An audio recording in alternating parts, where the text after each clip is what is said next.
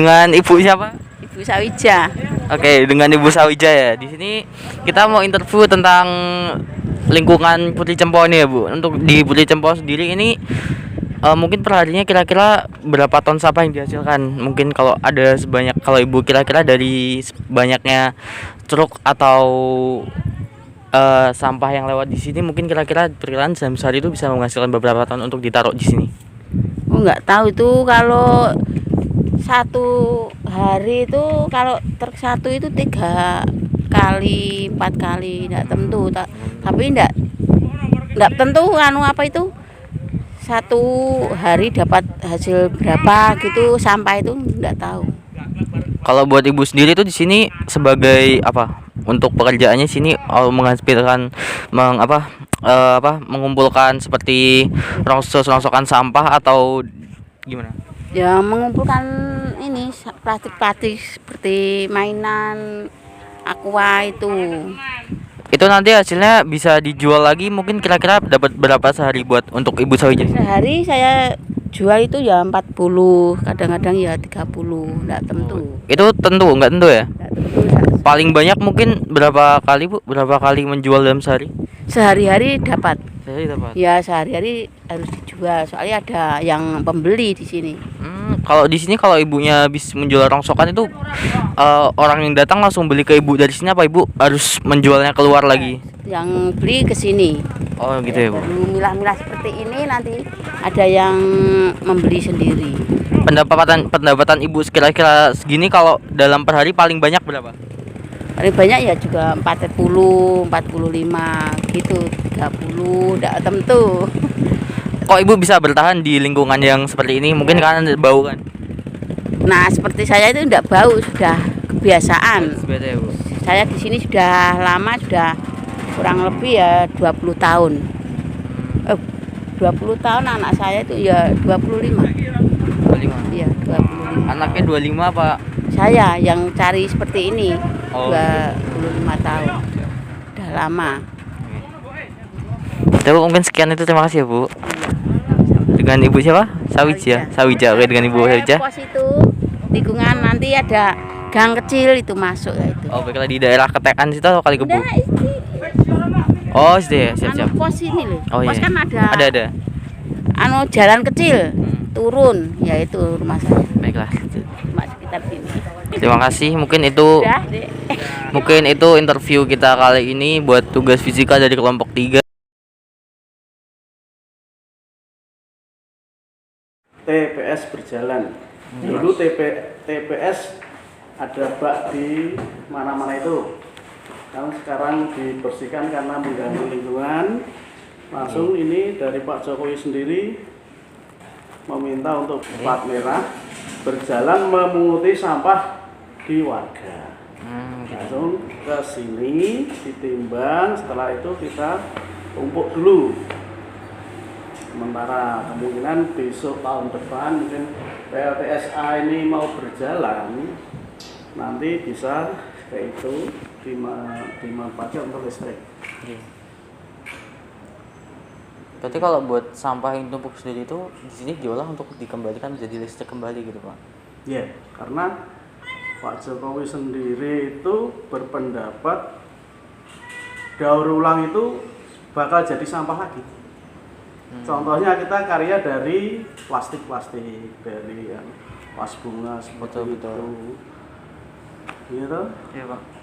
Kelanjutannya jadi sampah lagi. Nah, ini terobosan pertama kali dari Jerman. Nah, ada kendala sedikit. Terus diambil alih dari Cina karena corona itu terputus. Ini terakhir dari India. Iya. Ya. Jadi kemungkinan besar listrik ini tidak ada limbahnya. 5-6 tahun gunung-gunung ini hasil karya orang Solo ini, ya sampah itu walaupun dari masyarakat itu 1 ton dikumpulkan di TPA menjadi itu per hari Gitu, hampir 300 ton per hari itu sampah Solo. Kalau buat sampah yang didaur ulang menjadi listrik kembali itu untuk penetapan penggunaan listriknya itu apakah sudah menyebar untuk penggunaan kepada masyarakat? Ya gini, kemarin keputusan wali kota kita punya tenaga listrik, tenaga sampah dari sampah kita jual ke PLN. Jadi kita bersama dengan PLN. Jadi mengesup PLN.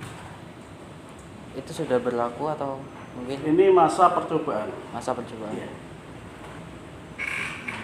Masa percobaan sudah, jadi gardu induk di Palur, ini instalasi ini udah sampai, tapi kan kita perlu proses bahannya belum. Kita kan bahan sampah ini tidak terus dimasukkan ke mesinnya, tapi kan kita harus menyaring, jadi memisahkan yang untuk pupuk seperti kayak tanah itu turun, yang dimanfaatkan yang di atas seperti saringan itu, Iya. yang dimanfaatkan di atas, nanti untuk yang turun ini untuk pupuk. Nah, setelah itu proses pengeringan baru ke mesin. Kalau untuk limbah sampah yang berada ditaruh di tempat pembuangan sampah ini, selain dibuat diolah kembali menjadi listrik, biasanya diolah lagi menjadi apa? Mungkin selain diolah Ini menjadi di listrik. pulung ada pemulung yang menguatkan itu untuk mengais rezeki dari sampah. Setelah itu kita timbun aja, setelah ditimbun tidak muat, kita tinggikan sampai itu gunung-gunung. Itu ada blok A, blok B, blok C, dan blok D itu menggunung semua. Makanya kita orang Solo tidak punya lagi lahan. Makanya itu ada terobosan ini, alhamdulillah. Untuk di sini itu untuk pembuangan sampahnya itu didomisili sama daerah mana aja Pak selain Solo? Apakah dari daerah Karanganyar, Klaten, Sragen, apakah Iya. itu? Ini dari tempat pembuangan akhir Oh, gitu. dari sampah dari Solo, Dari Solo. khusus untuk orang Solo. Khusus Solo. Iya, diperuntukkan Solo. Jadi tidak ada. Cuman kita bertetangga di Karanganyar. seberang. Jadi itu ada sungai. Itu kita punya 17 hektar. Itu dipingkari sungai. Nah itu berbatasan dengan Kabupaten Karanganyar. Ya kena dampak. Ya bau, ya apapun mengenai sampah. Jadi kita harus memaklumi sekitar Gitu.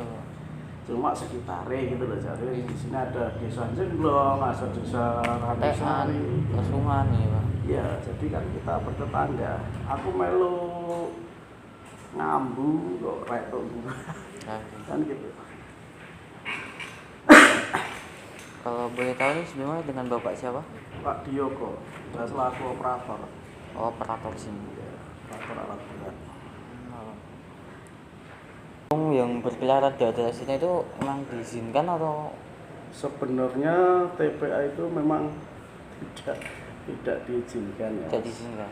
Iya, harus itu kan TPA itu syarat utama satu, tidak ada pemulung, tidak ada sape, tidak ada istilah berdampak pada alat berat, itu tidak boleh sebenarnya. Tapi satu PR kita masuk ke arah ini itu melewati mereka. Iya. Contohnya di Jatirejo sendiri, itu kan Solo. Dari mana saja kasusnya gitu. Daerahku dibuai sawah mesti raweh. Iya kan? Itu. Pemerintah mengajukan ini tempat pemerintah mau tak bikin sampah, tapi tidak boleh dari warga. Itu otomatis dari manapun. Nah, setelah itu zaman Bapak Soeharto. Bapak Soeharto mempunyai ide gini. Tak beri sapi. Jadi penduduk ini tak beri sapi asal aku dapat membuang sampah di sini. Setelah itu istilahnya ada kelompok caper, ada koperasi itu berjalan seperti ini. Jadi ada pemulung yang memulung, dikasih sapi supaya mereka pemerintah bisa membuang sampah di sini. Kalau untuk rekonstruksi alat berat sendiri itu pasti sangat terganggu ya dengan adanya peternakan dari warga sekitar yang melalui lalu lintas buat akses masuk menuju pembuangan sampah sini ya Pak ya? Ya armada paling, armada ada yang ini paling yang itu terganggu. Kalau kita dengan berbaur sudah lama seperti ya. Berbaur sudah lama, makanya kita ya saling menyadari. Toh kita ya cari hidup, mereka juga cari hidup gitu Pak. Seperti Pak Diper sendiri kan juga gitu. TPA mau ditutup, tidak boleh dipulung, tidak boleh sapi, tapi Pak Diper juga nggak boleh karena di sini mereka ya, sebagian besar lah pemulung. Ternyata di sini pemulung bisa meningkatkan ekonomi mereka. Amin. Itu rumahnya dulu gede itu bambu dinam, terus kita di dinding itu namanya gede.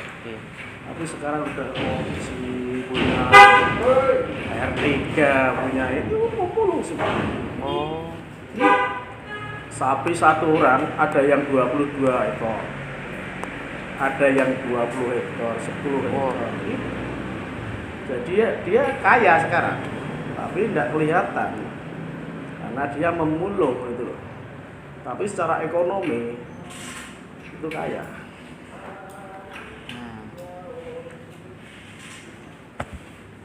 Dengan Bapak siapa tadi? Pak Dioko. Pak Dioko. Iya. Mungkin itu Pak, udah sekian ya pertanyaan dari kami. Mungkin itu sekian ya Pak. Terima kasih buat hari ini mungkin. Terima kasih sekali udah Ya, dibantu banget ya Pak. Iya.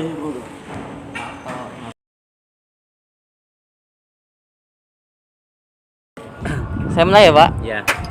Saya dari Riko, nama saya Riko dari SMA Negeri 6 Surakarta. Saya ingin mewawancari Bapak selaku warga sekitar sini untuk melancarkan tugas fisika dari saya.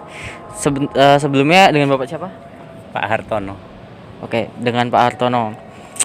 Untuk Pak Hartono selaku warga di sini, bagaimana Pak tentang Putri Cempo di sini? Apakah berdampak buruk bagi masyarakat sekitar sini atau terganggu mungkin? Ya, selama ini enggak, Mas. Enggak terganggu. Tidak terganggu ya Pak? Enggak. Untuk dari baunya atau gimana nya gitu enggak terganggu Pak? Enggak. Kalau Putri Cempo sendiri kan sekitar 3 tahun atau 2 tahun lalu itu kan tuh ada peristiwa kebakar ya Pak. Mungkin asapnya mungkin kan sampai sini. Itu tanggapan Bapak gimana Pak? Ya, kalau asap malah yang sekitar malah enggak terdampak. Yang dampak itu malah jauh dari lokasi. Oh gitu ya Pak. Ya.